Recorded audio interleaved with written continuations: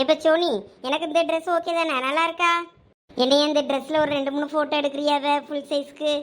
பின்னாடி செடிக்கிட்ட போய் எடுக்கலாமா, இல்லைன்னா முத்தத்தில் போய் எடுக்கலாமா? அங்கே தான் அழகாக இருக்கும். வரியாவ எடுத்துதாயா எனக்கு 2 3 ஃபோட்டோ. நான் எடுத்தேன்னா செல்ஃபி தான் எடுக்க முடியும், நீனா ஃபுல் சைஸில் எடுக்கலாம்ல, அதான் உன்ட்ட கேட்கேன். வாப. எப்போ உனக்கெல்லாம் மனசாட்சி இருக்காத? நான் ஒருத்தி வீட்டில் கிடக்கேன், நீங்களெல்லாம் நல்லா அழகாக ஃபங்க்ஷனுக்கு கிளம்பி போறீல்ல. ஒருத்தி மனசு வாரேன்னு சொல்கிறேன், என்ன யாராவது சரி வந்துட்டு போட்டுன்னு கொஞ்ச நேரம் விட்றீங்களாவ? எப்போ சோனி, நானாவே உன்னையும் வராண்டான்னு சொன்னேன். அம்மா தானவே நீ வராண்டா வீட்டில் உட்கார்ந்து படின்னு சொல்லிட்டு போனா, அதுக்கு நான் என்னவே பண்ணுவேன்? அந்த நேரத்தில் அம்மா சொல்லும்போது நீ ஒரு வார்த்தை பேசியிருக்கலாம்ல. எம்மாவா வந்தா வந்துட்டு போட்டுமா, கொஞ்ச நேரம் தானே அப்படின்னு சொல்லி எனக்கு சப்போர்ட் பண்ணி எங்கன்னா பேசினியாவே? ஒரு வார்த்தை கூட நீ பேசலை. இப்படிலாம் இருக்காதவ. இப்போ நீ மட்டும் அழகா மினிக்கிட்டு கிளம்பிக்கிட்டு போற, நான் பாரு புக் எடுத்து இங்கே உட்காந்து படிச்சுக்கிட்டு இருக்கேன். ஏன் இப்படி பண்ணுறிய? இன்னைக்கு லீவு தானே, நான் பாட்டுக்கு நானும் கொஞ்ச நேரம் இருந்துட்டு வருவேன்ல. ஏன் இப்படி பண்ணுறியே? இப்போ உன்னைய ஃபோட்டோ எடுக்கணும்னா மட்டும் இப்போ சோனி வாரியா அங்கே போட்டாடு இங்கே போட்டாடு அப்படி எடு இப்படி எடுன்னு நினைக்கியா? இதே இது கொஞ்ச நேரம் அவளும் வந்துட்டு போட்டாடு நீ நினைச்சியாவே? உனக்கு ஒன்று தேவைன்னா மட்டும் என்னைய தேடுனே. சி அப்படிலாம் இல்லைப்பா சோனி, என்னப்பா என்னைய பார்த்து இப்படி சொல்லிட்டா? உனக்கு எக்ஸாம் இருக்குல்லவ, அதான் அம்மா வராண்டான்னு சொன்னா, அதான் நானே எதுவும் சொல்லலை. மினுக்காது என்ன, இன்னைக்கு லீவு தானே, அதுக்கப்புறம் படிக்க எவ்வளோ நேரம் இருக்கு? கொஞ்ச நேரம் வந்துட்டு போகிறதுல உங்களுக்கு என்ன கெட்டு போச்சு? ரொம்ப மினுக்காதப்போ, அவனே போட்டெல்லாம் எடுக்க முடியாது, கிளம்பு, இடத்த காலி பண்ணு. சரி இப்போ நீ எடுக்கலன்னா என்ன, சின்ன பொண்ணு ஃபங்க்ஷனுக்கு வருவாள்ல, அவளை வச்சு நான் ஃபோட்டோ எடுத்துக்கிடுறேன். சரி நீ ஒத்தையில் உட்கார்ந்து வீட்டில் உட்கார்ந்து படி, அக்கா போயிட்டாரேன், பாய். சி எப்படி மினிக்கிட்டு போறா பேரு, நம்மளை மட்டும் விட்டுட்டு. சரி அந்த எக்ஸாம் எப்போதான் முடியும், எரிச்சலாக வருது. பரிச்சுன்னு நம்மளை போட்டு சாவடிக்காவ, ஒரு இடத்துக்கும் போக முடியல. இந்த கொம்மியும் உனக்கு சாப்பாடு கொண்டு வந்து தாரேன், நீ உன் பாட்டுக்கு வீட்டில் உட்கார்ந்து படி வராண்டான்னு சொல்லிட்டு போயிட்டா. சரி நம்ம மேலே யாருக்குமே அக்கறை இல்லை. சரி பூ மாதிரியும் ஒரு வேளை போவாளோ, அவியம்மா ஃபங்க்ஷனுக்கு கூட்டிகிட்டு போவாளோ, நம்ம மட்டும்தான் வீட்டில் கிடக்கமோ? சரி அவளுக்கே ஃபோன் பண்ணி கேட்போம். எல்லாம் கண்ணாடி வளையல்லாம் வாங்கியிருக்கீல்ல? ஆமாச்சே வாங்கியிருக்கோம். அதான் கேட்டேன், வேற இதை போட்டுட்டு சும்மா விட்டுற பொரியலாம் நினச்சேன். அவளை கொஞ்சம் கண்ணாடி வளையல் பியார்க்காயின்னு வாங்கி போடணும். இந்த வளையல்லாம் 9ஆம் மாதம் போட்டாலே போதும், நீங்கள் இப்பயும் இதை போட்டு செஞ்சுட்டு அடக்கிய. ஆமாச்சே எங்களுக்கு தெரியல, அதான் நானும் சரசும் சொல்லிக்கிட்டு தான் இதை செஞ்சுக்கிட்டு இருக்கோம். ஆமாம் பாத்தியலாக்க, நமக்கெல்லாம் முன்னாடி 7ஆம் மாதமும் இல்லை 9ஆம் மாதம் ஏதாவது ஒரு வளகாப்பு பண்ணுவாவே கண்டிருக்கு. இங்கெல்லாம் இப்போலாம் அப்படி இல்லைல்ல, 5ஆவது மாதம் ஒன்று, 7ஆவது மாதம் ஒன்று, 9ஆம் மாதம் ஒன்றுன்னு வரிசையாக செய்யாவ, வளையல் போடியாவ. அதான் எப்படின்னு என்னன்னு தெரியாம தான் நம்மளோட இதை சுற்றிக்கிட்டு இருக்கோம். சரி அவள் ஆசைக்கு செய்றியா, செய்யுங்க. எங்கள் கண்ணாடி வளையல்லாம் எடுத்து பறக்கி எடுத்து வைக்க வேண்டியதானே, இனிமே நேரம் ஆயிடுச்சுல்ல. இந்த அதெல்லாம் நேற்று தான் வாங்கிட்டு வந்தாச்சே, உள்ளதான் இருக்கு. பெரிய பொண்ணு உமாலாம் இழிச்சு வச்சுட்டு அடக்காளுவேன், உள்ளதான் எடுத்துட்டு வர சொன்னா எடுத்துட்டு வருவாளுவேன். சரி வெளியே எடுத்து வச்சா சின்ன பிள்ளையிலே தான் எடுத்து உடச்சு விட்டாது பத்தியெல்லாம், அதான் அங்கங்கே உள்ள வச்சிருக்கோம். ஆமாம் ஆமாம் அதுவும் சரிதான். அம்மா நல்ல நேரம் எத்தனை மணிக்கு? நல்ல நேரம் 9:30 10 வரைக்கும் இருக்கு. 5 வகை சோறு கிண்டுனீங்களா? அதெல்லாம் நான் செஞ்சு கொண்டு வந்துட்டேன்ச்சே. வர்ற ஏழுகளுக்கு சாப்பாடு தான் ஆம்பளை அழுவ பின்னாடி போட்டு செஞ்சுட்டு அடக்காவ. அப்படியா? ஹோட்டல்காரன் பொண்டாட்டிக்கு இப்போ வளகாப்புன்னா தான் ஹோட்டல்லேருந்து ஆர்டர் பண்ணி சாப்பாடு கொண்டு வருவானா இருக்கும்னு நினச்சேன். சாப்பாடு பின்னாடி போட்டா செய்யும். அந்த பையன் நேற்று வந்தான், வந்து வீட்டில் வந்து சாப்பாடெல்லாம் ஆர்டர் பண்ணணுமா, எவ்வளோ பண்ணணும் என்ன ஏதுன்னு கேட்டான். அப்போ எங்கள் வீட்டுக்கார வீட்டில் இருந்தாரா, நாங்களெல்லாம் போட்டு செஞ்சிரியும் சாப்பாடு, நீ ஒன்றும் ஹோட்டலில் ஆர்டர் போடாத அப்படின்னு சொல்லிட்டாரு. அதனால வேற அவன் ஆர்டர் போடலை.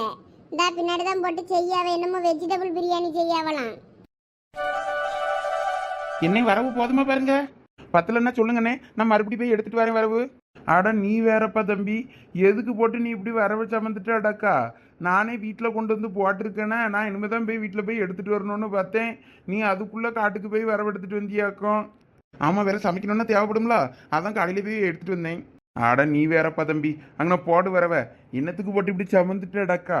அதானே மாப்பிள்ளை மாதிரி ரெடியாகி இருக்காம இப்படி போட்டு வேலை செஞ்சுட்டு அடக்கலையா? நீங்களாம் எங்களுக்காக இவ்வளவு பண்ணும்போது நான் இதை கூட செய்யக்கூடாதா? நான் தான் சொன்னேன்ல, நீங்கள் எதுவும் பண்ணாண்டா எல்லாம் நாங்கள் பார்த்துக்கிடியோன்னு. ஆமா போங்க, உள்ள போய் மாப்பிள்ளை மாதிரி ரெடியாயிருங்க. இன்னும் கொஞ்ச நேரத்துல வளகாப்பு போடுவோம்ல வளையல்லாம், போய் நீங்க அங்க இருக்காண்டாம பக்கத்துல, நாங்க இங்க எல்லா வேலையும் பார்த்துக்கிடியோம். ஆமாப்பா தம்பி, நீ போ வீட்டுல போய் உட்காரு. நல்ல காரியம் நடக்கும்போது இப்படி வெளியே தெருவுக்குலாம் போகக்கூடாது. நீ என்னன்னா காட்டுக்குள்ள போயிட்டு வந்திருக்க. இல்லை பரவாயில்ல இருக்கட்டும், உங்களுக்கு வேலை கொஞ்சம் முடிய சீக்கிரம் முடியும்ல, நான் எல்லாம் செஞ்சு தந்துட்டு அதுக்கப்புறம் போகிறேன். அதான் தினமும் நீ தான் ஹோட்டலில் வேலை செய்ய தம்பி, இன்னைக்கு ஒரு நாள் நீ ரெஸ்ட் எடு, உனக்கு நாங்கள் சமைச்சு தரோம் பாரு. ரொம்ப நன்றிண்ணே. ம், இதே மாதிரி எப்பயும் சிரிச்சுக்கிட்டே இருக்கணும். போப்பா தம்பி, நீ போய் உள்ள உட்காரு. இல்லைண்ணே, நான் அங்கேயே இருக்கேன். அங்கே பொம்பளை அளவு எல்லா பொருளும் ஆக எடுக்க வைக்கணும். அங்கே ஏதாவது வேலை செஞ்சுட்டு அடப்பாவ. நம்ம அங்கே போய் என்ன பண்ண போறேனே? நம்மளை கூப்பிடும்போது போய்க்கிடலாம். நீங்கள் ஏதாவது வேலை இருந்தால் சொல்லுங்கண்ணே, நான் செய்யேன். நீ சொன்னா கேட்க மாட்ட போல இருக்க தம்பி. சரி போ, அரிசியை மட்டும் ஊற போட்டு வை. நான் அண்டாவை இன்னொருக்கா கழுவி எடுத்துட்டு வந்து வைக்கேன். இந்த அவியெல்லாம் காய வெட்டின அப்புறமா வேலையை ஆரம்பிச்சிடலாம். சரிண்ணே. எப்பா ஒரு வழியா இவளுக்கு மேக்கப் பண்ணி முடிச்சாச்சப்பா. அவ எங்க மேக்கப் பண்ண விட்டா? மேக்கப்பே பண்ணலையா, வெறும் சேலையை கட்டி தலையை வாரி விட்டுருக்கு, வேற ஒண்ணுமே பண்ணல. அவதான் பண்ண விட மாட்டேங்களே, வேற நம்ம என்ன பண்றது? வேண்டாம் பெரிய பொண்ணு, எனக்கு மேக்கப்லாம் எனக்கு இதுவே போதும். இங்க பாரு, எனக்கு கொஞ்சம் டிங்கரிங் பெயிண்டிங் ஏதாவது பண்ணாதான் அழகா இருக்கும்.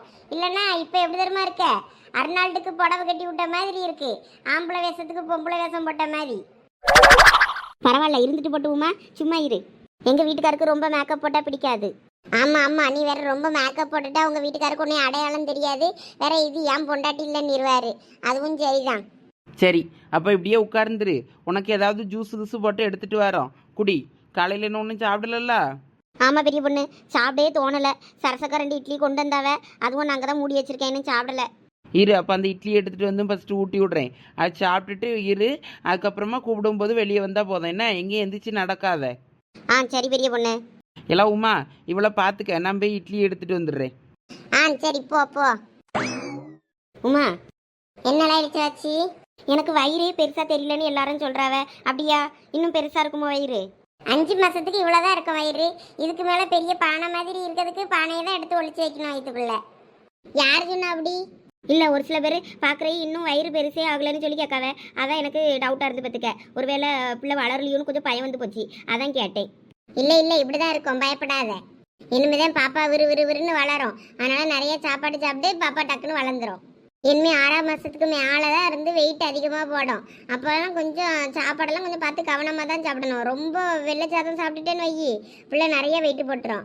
அப்புறமா சுகப்பிரசவத்துக்கு கஷ்டமா இருக்கும். அதனால கொஞ்சம் பார்த்து கவனமா தான் சாப்பிடணும். அதுக்குன்னு கம்மியாகவும் சாப்பிடக்கூடாது, பிள்ளை வேற வெயிட் இல்லைன்னு சொல்லிடுவாங்க டாக்டர்.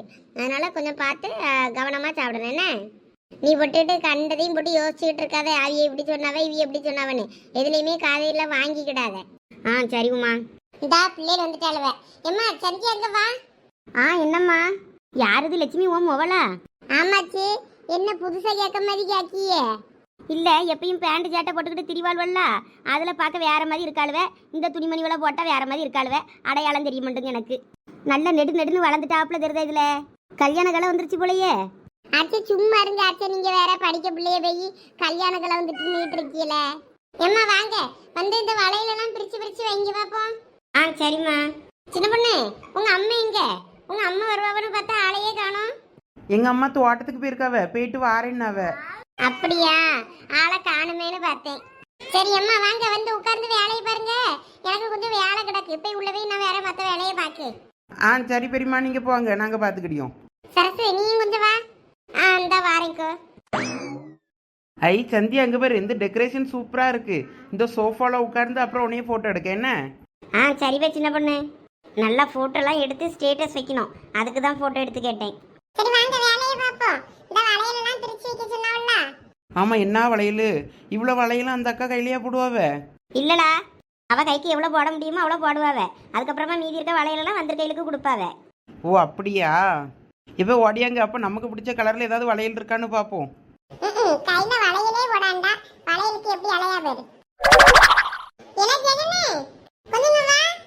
என்னடா சதீஷ், ஒரு முக்கியமான விஷயம் அங்க வாண்ணே. இவன் ஒருத்தன் உயிரை எடுப்பான், என்னன்னு சொல்லாண்டா. என்னல இலங்க பேரு, உனக்கு வெஜ் பிரியாணி வேணுமா வேண்டாமா? வெஜ் பிரியாணியா? யாருல வெஜ் பிரியாணி போடியா? உனக்கு வேணுமா வேண்டாமா அதை மட்டும் சொல்லு. என்னை ஏமாத்துறியா இல்லைன்னா உண்மையாவே சொல்றியா? உண்மையாதான் சொல்றேன். உனக்கு வேணுமா வேண்டாமா? சரி வேணும். எங்க இருக்கு பிரியாணி? பிரியாணிலாம் கிடையாது, வெஜ் பிரியாணி தான். சரி அதனால எங்க போடியாவ? வா, உன்னை ஒரு இடத்துக்கு கூப்பிட்டு போறேன், அங்க வெஜ் பிரியாணி போடுறாவ. இல்ல அப்ப கார்த்தியை கூப்பிடுங்க. அவனை மெதுவா போனை போட்டு கூப்பிட்டுக்கிடலாம்.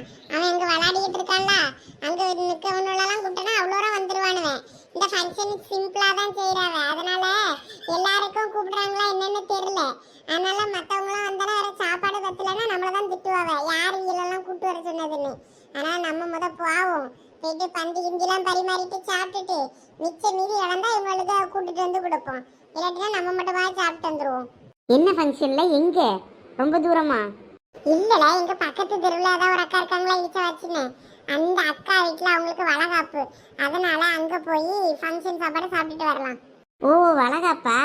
வளகாப்புல லெமன் சோறு புளிச்சோறுன்னு தானே போடுவாவே, பிரியாணிலாம் போடியாவளா? இல்லை 5 வகை சாப்பாடு என்ன நமக்கா போடுவாவே? அதில் கொஞ்சம் நமக்கு ஃபார்மாலிட்டிக்கு வச்சுட்டு வேற ஏதாவது மெயின் டிஷ்ஷாக வைப்பாவில, அதுதான் வெஜ் பிரியாணி போடுறாவ போல இருக்கு. 5 வகை சோறு வந்து அந்த வளகாப்பு பண்ணுவாங்களா அந்த அக்காவுக்கு தான் கொடுப்பாங்க, நமக்கு இல்லை. ஓ அப்படியா? நமக்கு அதை தான் போடுவாங்களோன்னு நினச்சேன். சரி வாப்போம், போய் பார்த்துட்டு சாப்பிட்டுட்டு வருவோம். கார்த்தி வேணா அப்புறமா ஃபோனை பண்ணி கூப்பிடுவோம். எங்கே இருக்கான்னு எப்படியும் தேடி நம்மளை கூப்பிடுவோம்ல, அப்போ வர சொல்லிக்கிடலாம். சரி வா வா.